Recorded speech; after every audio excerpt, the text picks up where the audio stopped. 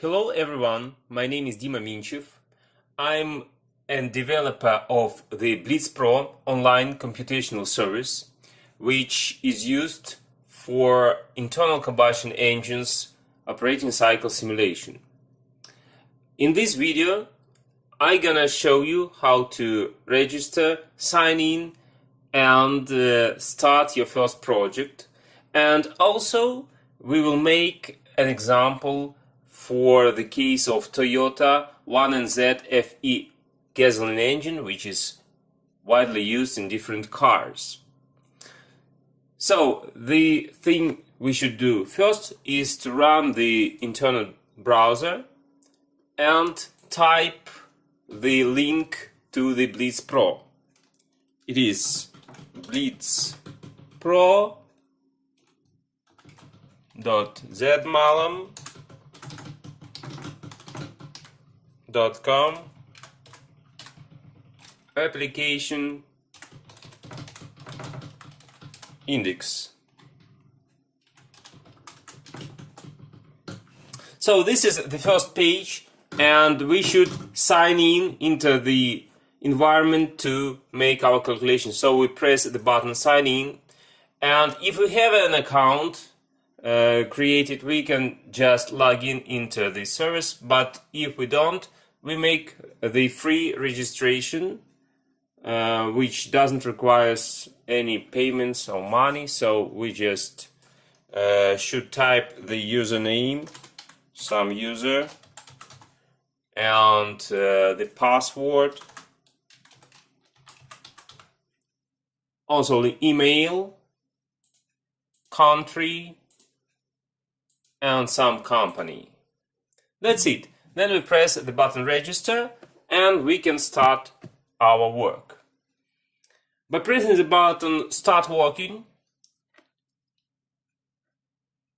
we see the window which offers to start our first project. So we press the button create new project and type its name.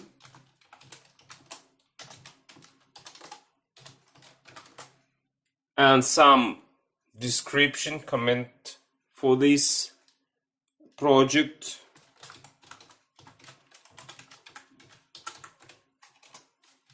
And also we should choose the right template for our calculations. As you can see, Blitz-PRO has some pre-installed templates for different kinds of engines, spark ignition, and compression ignitions or diesel engines. So our case is high speed 4-stroke spark ignition engine. Create. So that's it.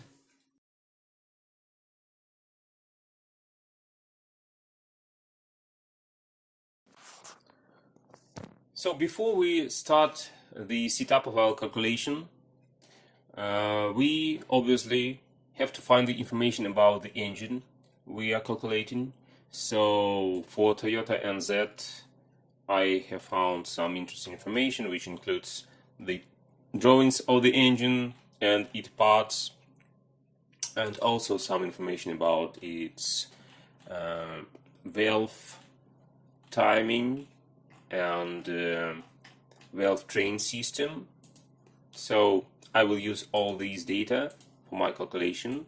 This engine has been produced since 1997 into some modifications. We will try to calculate this 1NZ-FE, because it had also and has the modification FXE, which is used for Atkinson cycle engines for hybrid installations of Toyota Prius, for example. This is 1.5 liter gasoline engine which utilizes conventional Otto cycle. It has geometrical compression ratio 10.5, produces 109 horsepower at 6,000 RPM and 140 Newton meters of brake torque at 4,200 RPM. So this type of the engine we'll try to calculate. So let's look first on the main page of Blitz-PRO. It contains some buttons in this box, which are doubled at the header of the page, these yellow buttons, and they contain some blocks of setups of engine kinematics, heat transfer, valve timings, fuel and combustion, supercharging, and also some transient operation. It also contains the buttons which help to create new project, open some existing project, save some project as save a copy of a project, and this button helps to open the tutorial, which contains the information about the Blitz-PRO. It's a user's manual from which the user can understand how to make the calculation better. And also this page contains some information about the project name, the date of its creation, and here we can type the description of the calculation just for memory. So let's try to set up the main page. First of all, engine mark, we should type it. It's Toyota 1NZ-FE. Then ignition type, spark ignition. Yeah, we can choose from 3 types: spark ignition, compression ignition, and compression ignition dual fuel. So our type for this engine is spark ignition. 4-stroke, yeah, 4-stroke engine. And for the spark ignition engines, the only option for calculation is for given air-excess ratio. On this box, in this table, we can make the main setup, some main parameters of the engine. So the first is air-excess ratio. So we will try to calculate firstly the operation of the engine at the maximum torque speed for this type of operation. So we use 0.93, so a little bit rich air fuel mixture, which is used at high loads to make the temperatures in control. And so 4,200 the engine speed. The throttle plate is widely opened. The engine doesn't have any supercharging, so the pressure increase ratio is 1. So spark time in advance, we can put maybe 20 degrees before the top dead center, and the duration of combustion, maybe we can set up 46 degrees. So the share of the fuel trapped into the cylinder at liquid phase. We know that this engine doesn't have the direct fuel injection. It's the port fuel injection, but also some portion of fuel comes into the cylinder in liquid as a liquid. So we can set this portion, I think, at the range of 30%. Okay, this is the main setup. Then we should set up kinematics. So from the information of the engine, we can find its bore and stroke 75, 84, 75, 84.7. Okay, 84.7. The number of cylinders 4. The compression ratio geometrical is 10.5. The piston rings equivalence leakage area, we can stop it equal to 0 because it's very high speed. And then we should set up the crank ratio, which is the ratio of the crank radius and the connecting rod length. To find these values, we can search for from different sources, or we can just take this information from the drawings of the engine. So I made this drawing. I just inserted the picture into AutoCAD, and so I can measure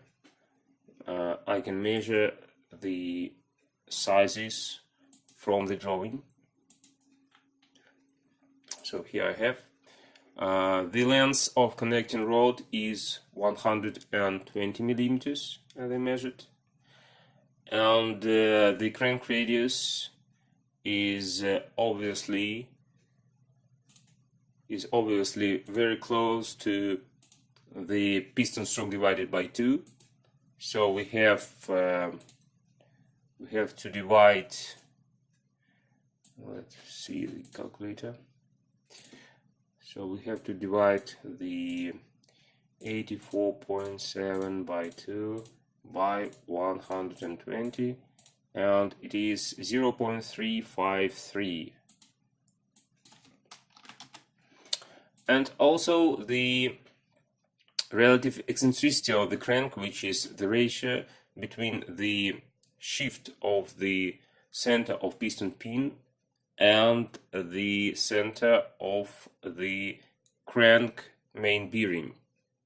So again, from the drawing, I can find that it is about 12.7 millimeters. So I can just find this value, 12.7 divided by 84.7 multiplied by 2. It is 0.3. So the mass of oscillating parts, which are piston rings, and the 1/3 of the connecting rod, we can estimate about 0.6 kilos, maybe 0.5 kilos, and the mass of the unbalanced rotational parts, it could be taken around 0.4 kilograms. We can we can find more precisely these data, but if it is important in terms of the calculation of engine dynamics. So then we go to the next setup page, heat transfer, and here we should set up the friction and the conditions of heat transfer into the engine cylinder. So the first one is we should set up the friction losses model. We can see this equation: A plus B PZ plus C N divided by 1000. So we use this type of frictional model for the calculations. So we choose the A between. We can refer to the tutorial, and we can see, for example, for high-speed spark ignition engines from this table, it's about from 35 to 75, and B is from 4 to 8, and C is from 20 to 50. These values are approximate, yes, and we can use it at the first calculation. So 35, maybe 5, and here we can use 45 maybe. Okay, so this is friction. The next thing is in-cylinder heat transfer. We use the Voshny equation, and to set up it, we just should choose the multiplier, which for high-speed spark ignition engines is from 120 to 220. So let's set up as 100 maybe, and 45. C1 we assume 6.18, C1 prime 2.21, 88. Okay, these coefficients are involved into the calculations of the heat transfer coefficient for the Voshny equation. Then the heat distribution means which portion of the heat transfer to cylinder walls is rejected with the cooling water or antifreeze, and which part is rejected by oil. So 0.75, 0.25, it looks like correct values. Then here we should set up the heat transfer into cylinders. We can see this picture as an example. So we must set up the thickness of the cylinder head, cylinder liner, and the piston. So from the picture, from the drawing, we see that cylinder piston thickness is 5.5 millimeters, cylinder liner is 6.8 millimeters, and the cylinder head is about 6.8 millimeters. So we should set up this liner 6.8, piston we can choose 5.5, and here 6.6, and that's it. Then we should choose the correct values of the heat conductivity coefficients. So the liner of this engine is made from aluminium, and with the special cover, Nika seal. So we should choose it, maybe it will be about 100. And the piston is from aluminium, and the cylinder head is made from aluminium. The cylinder liner deposits we'll put like this, and the heat transfer coefficient from the cylinder liner to the walls of collimator, it could be 4. We can choose all these coefficients from the tables which are presented into the tutorial. So the piston doesn't have the cooling from the oil, some special cooling. So we uncheck this button, and yeah, it is cooled from the piston rings. So the temperatures of cooling water.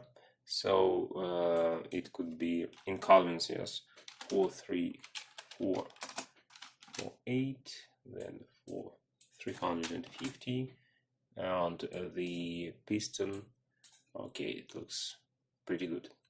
So to set up the intake manifold heat transfer, we must just recognize is this intake manifold is heated from the exhaust or not. From this information about the engine, we see that the exhaust and intake manifolds are a different size of the engine. Also, we know that the intake manifold is made from plastics, so it doesn't have some heating from the engine, especially from exhaust. So we can set this model.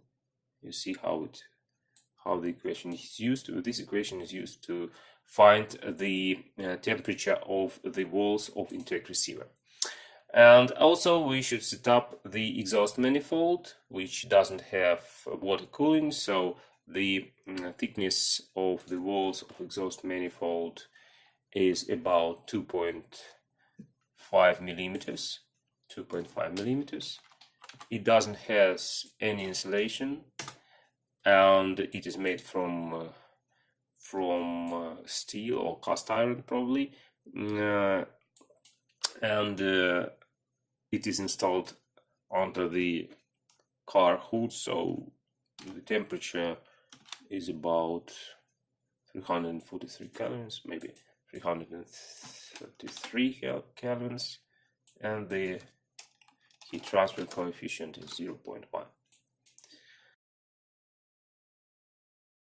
So the next page is valves, and here on this page we have to set up the geometrical characteristics of intake and exhaust valves. And first of all, we should start from searching for these dimensions, for example for intake valve. And I have found the information about some of these dimensions, about valve head diameter and valve stem diameter.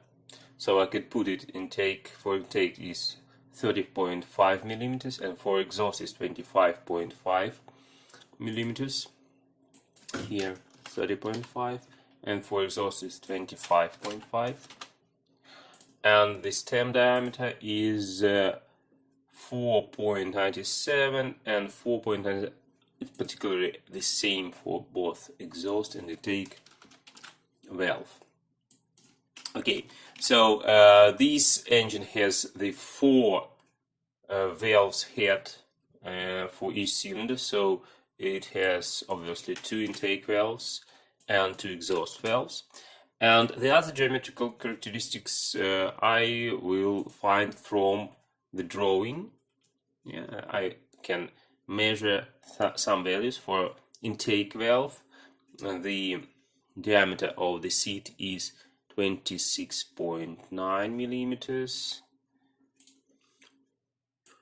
26.9, and the diameter of the channel intake pipe is about 27 millimeters. So the length of the valve seat face is 2.9 millimeters. 2.9 millimeters. So here we can see the prediction for the reasonable intake valve lift. It's about 7.7 millimeters, so we can put, for example, 10 millimeters for the lift, and the face is 45 degrees. And from this prediction, we should take the value of the minimal discharge coefficient from the valve. So after we made this setup, we can look at the intake valves area, and we can see it's not very good because probably set it up too big valve lift. No. Okay, 5, 6. Yeah, it looks rather good. And the same for exhaust is 21.3, 21.3,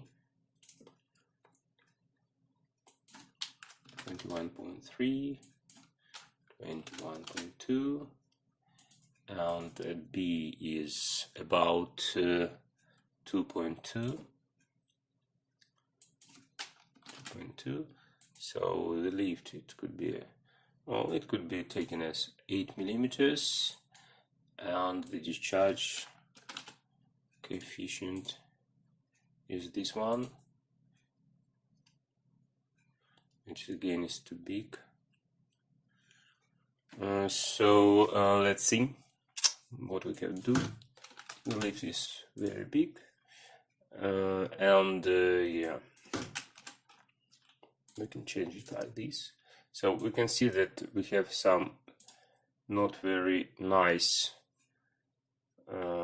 law of changing of the exhaust valve area, so we can just a little bit adjust it by setting the valve face. Oh, it looks nice. So pressing this button, we can look the combination of exhaust valves areas and intake valves area. But also on this page we must set up the valves timing. This engine is equipped with the variable valve timing system with intelligence, VVTI, so it helps to adjust the valve timing only for the intake valves to the conditions of engine operation, and the design and the main principle of its operation is described here, for example. And for this particular engine, the valve timings are the following. This is for 2AZ, and for these engines, they are like this. So for the exhaust valves, we have opening 42 degrees before bottom dead center and closing 2 degrees after top dead center. So 42 and 2. And for the intake valves, this value is adjustable by the VVTI system, so it can the intake valve opening can change from 7 degrees after top dead center, and 4 to 33 degrees before top dead center. So, and the closing is correspondingly 52 and 12 degrees after bottom dead center. So, but for this particular operation, for 4020 RPM, we know that it should be from this description, it should be switched to the late closing of intake valve. So we can make it, for example, closing of 45 degrees, and that means that the opening of the valve should be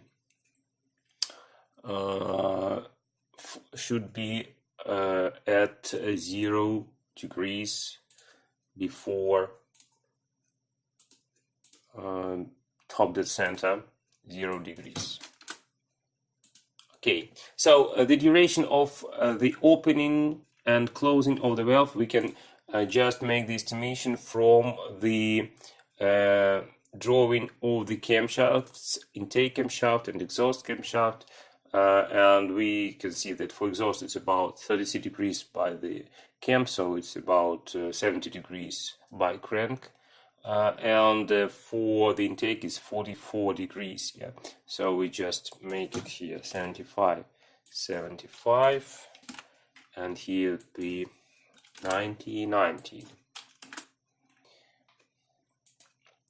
Okay, now we have the intake and exhaust valves set up, made, and we can make the setup for the next page, the fuel page.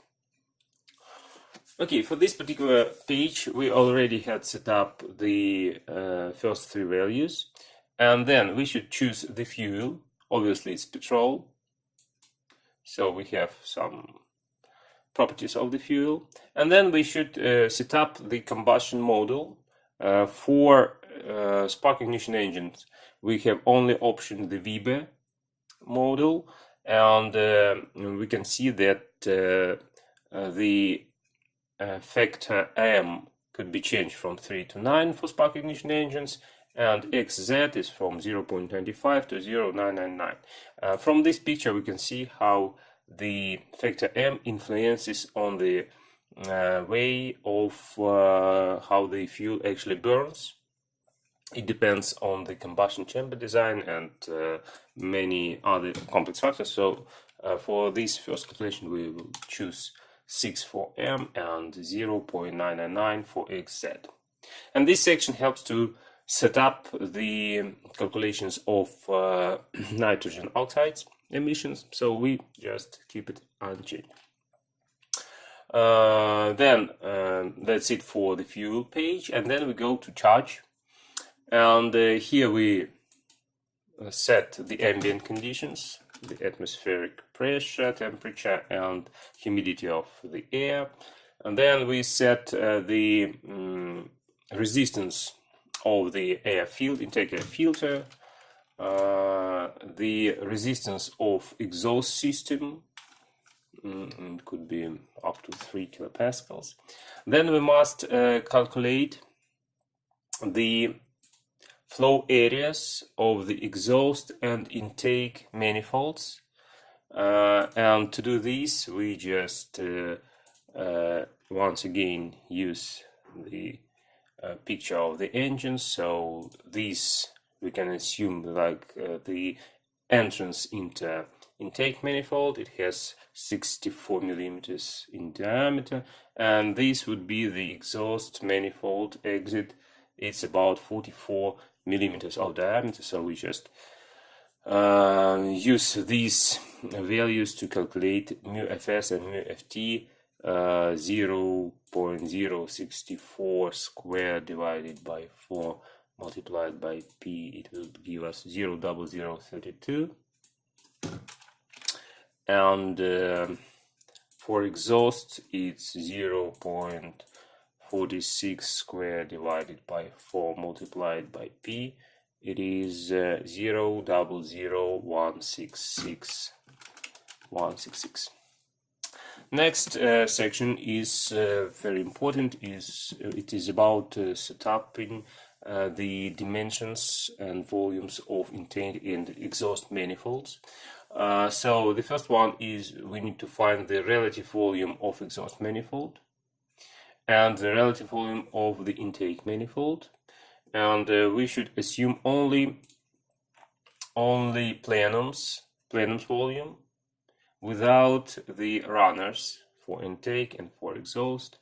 And obviously we should just divide these volumes by the displacement volume of the engine. So to do this, and also we should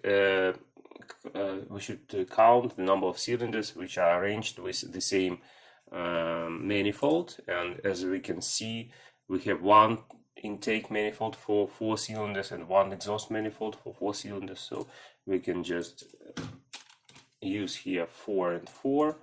And the exhaust manifold volume, we must just predict this manifold size, and the length is about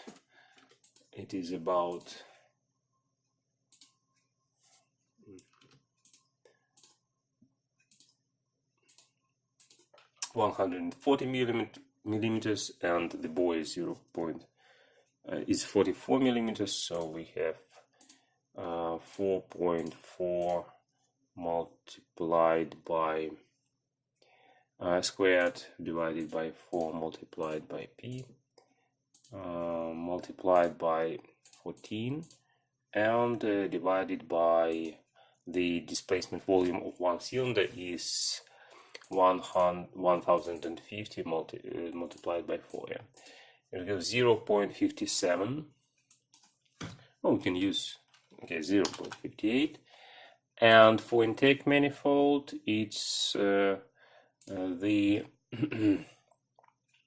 the diameter is 64 millimeters approximately, and the length is 320 millimeters. So it will be 332 multiplied by 6.4 squared divided by 4 multiplied by p, and also divided by 1500 and multiplied it by 4. It's 2.75. 2.75. So the equivalent diameter is 64 and 46 millimeters for intake and for exhaust side.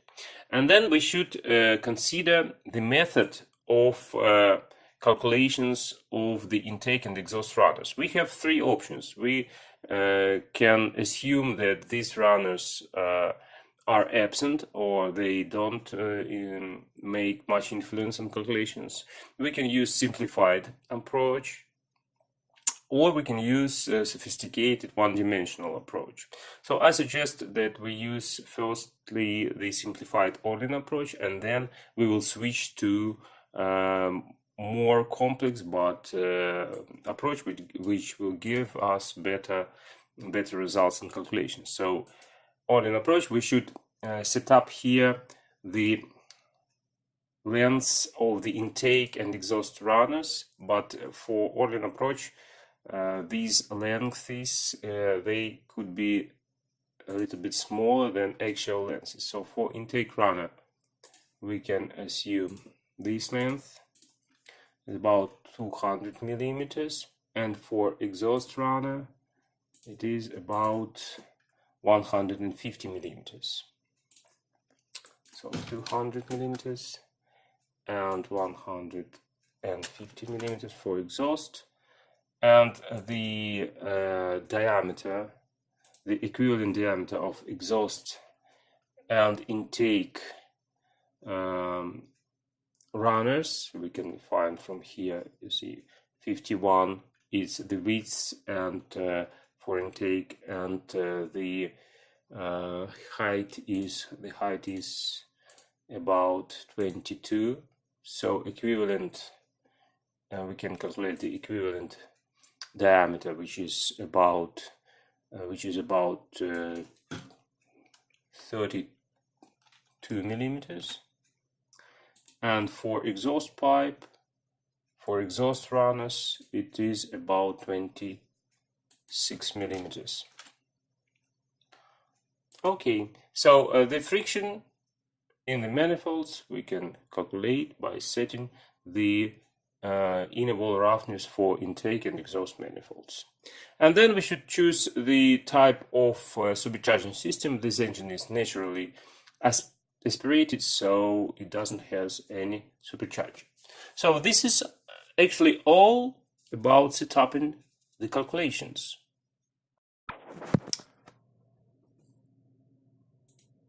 Okay, after we have completed the setup on these pages for kinematics, heat, valves, fuel, charge, we can start the calculations. And to do this, we must enter the calculation window. We have two options to do this. We can press this icon of piston with lightning and it will open the window for calculations, or we can return to the main page and press the button calculate. So it's very easy. Before we start the calculation, it is recommended to make some setup of the model.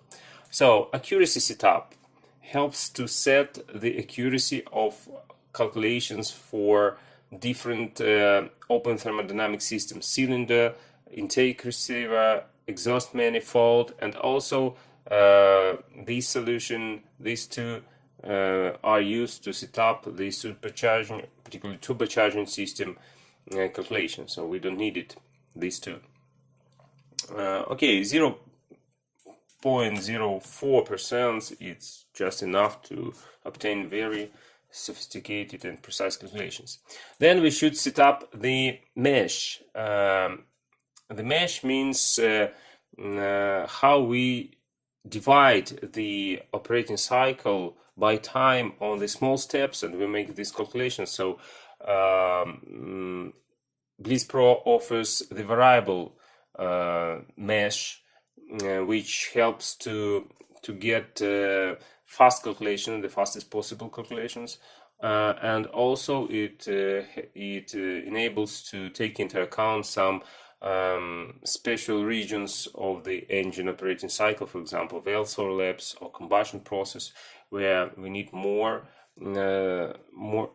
we need smaller time step by crank angle to obtain correct results of calculations. More information about this we can find into the section computation options and core setup from the user's manual. So here you can see the information about the influence of the mesh steps on the time of calculations and also on the accuracy of calculations. So you can choose the mesh according to this information.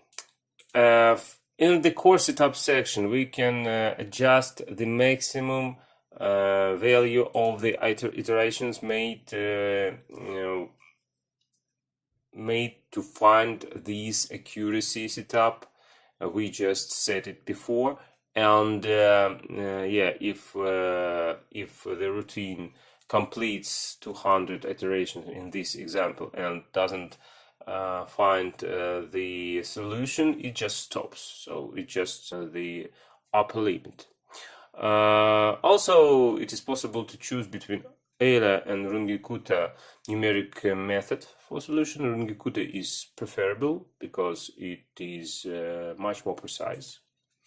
The user can choose between ideal gas state equations and real gas state equations, and it is recommended to use if the pressures into the cylinder exceed 150 bars.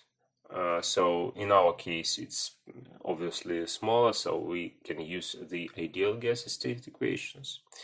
And for solutions options, we have naturally aspirated engines, so it doesn't have any supercharging system, so we choose free here, and we don't need to use any of these options which are used for different purposes. So then we can press start button, and so the calculation is started. All the data which was entered on different pages is sent to the server, and server just collects it and makes the calculations, and we can see the proceeding of the calculations in the compute log. So as you can see, they are very fast, so the calculations are completed. Now we can see the results of calculations. To do this, we should go to the report table, and what we've got, the brake torque is 118 Newton meters, the brake efficiency is 30%, and maximum pressure is 7.1 megapascal. Okay, so these are the results. We may refer them to the manufacturer's data, and also at the page diagrams we can display the indicated diagram of the operating cycle. You can see indicated diagram. We can zoom it in to see the pumping strokes region. This is the indicated diagram with respect to crank angle degree. This is the intake manifold and exhaust manifold pressure diagrams. Temperatures, as you can see here, we can see the mean temperature in the cylinder, the burned gases temperature, and the fresh charge temperature. Here is the combustion diagrams. Yeah, and gas exchange diagrams.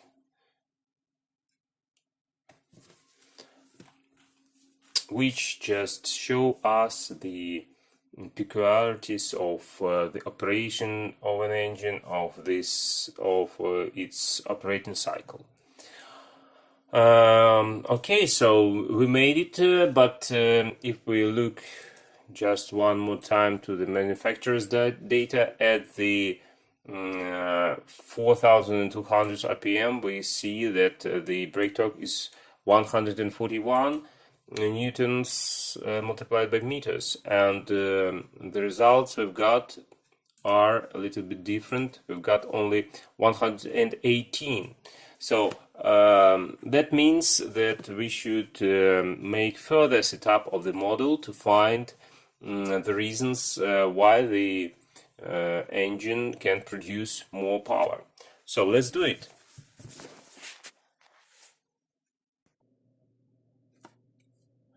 Okay, so we've got the results that are not very good in terms of matching the manufacturer's data.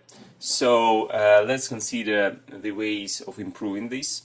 First of all, if we look at the design, at the cross section of an engine, we might notice that it has very long intake runner.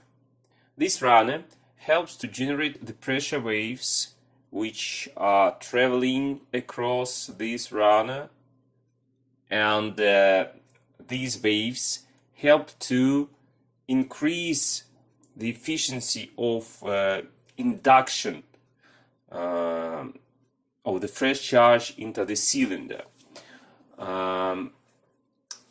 The VVTi system also serves this purpose, which adjusts the moments of opening and especially closing the intake valve just to catch this pressure wave which must come to the intake valve just before it closes. So let's try to consider these effects with more precise method with the one-dimensional unsteady flow approach. And also we will see the results. So first thing we should do is to measure the length of the intake runner. So you can see these lengths. I I measured it, it's about 470 millimeters. So let's go to the charge section, and we must switch from the considering the unsteady phenomena by simplified approach to considering the unsteady phenomena using one-dimensional approach, and we will put here 470 millimeters of the intake runner length. Also, we must adjust the intake valve closing. As we have seen before, the VVTI system serves can give the extreme value of the intake valve closing at 52 degrees after bottom dead center, so the opening will be just a little bit late after top dead center. So we will put these extreme values of intake valve opening. Also, I think we should adjust a little bit the friction model, because it's a little bit too much of friction losses, and the heat losses into the cylinder. As we see, the liner has the ceramic coating, so maybe the heat losses are a little bit smaller than we got it. Also, we may start calculations, but before the measuring apparatus set up, you see I switched from 1 CAD mesh to 0.2 CAD mesh to get more stable calculations. And then pressing the start button, and let's see what we will get after the calculation will finish.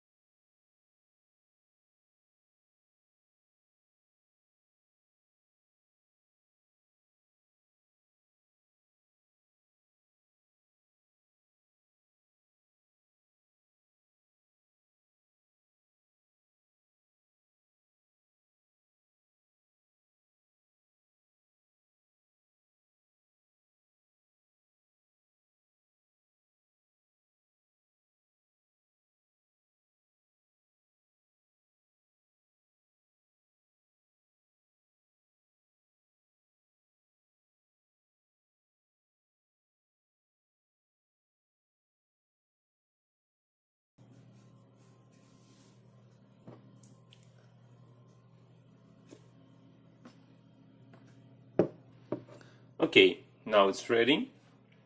So let's see from the report page what are the results. Oh, we can see that the brake torque is 137 Newton meters, and also the volumetric efficiency has risen up to 98%. Okay, so we've got very close results, and yeah, we can just polish the model a little bit more and examine it on different speeds and loads. But actually, this is the same. This is what we had to do, and I think that it is not so bad. Let's watch some diagrams of operating cycle. These diagrams show the indicated diagram, and here we can look to the pumping stroke more precise, and yeah, this also is the indicated diagram, very interesting. Let's see also maybe some gas exchange diagrams.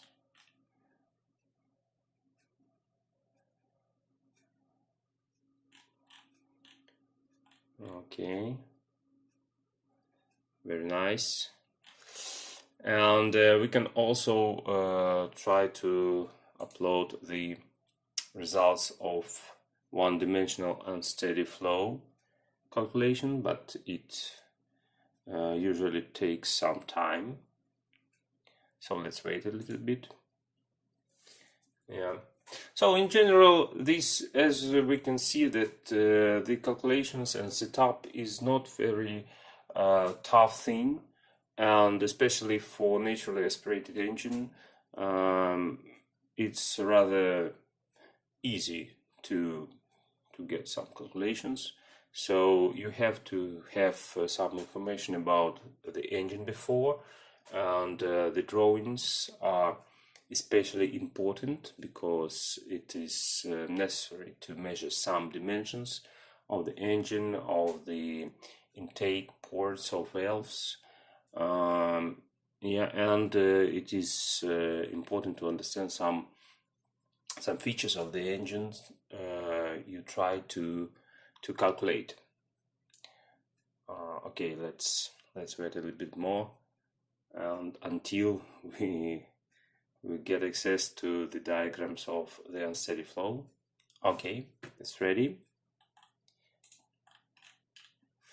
Oh yeah, so we can see this diagram is by cranking the degree in some cross sections, and these diagrams is by the length of intake and exhaust runner by cell number. So let's see the section 12. It is just the intake valve entrance.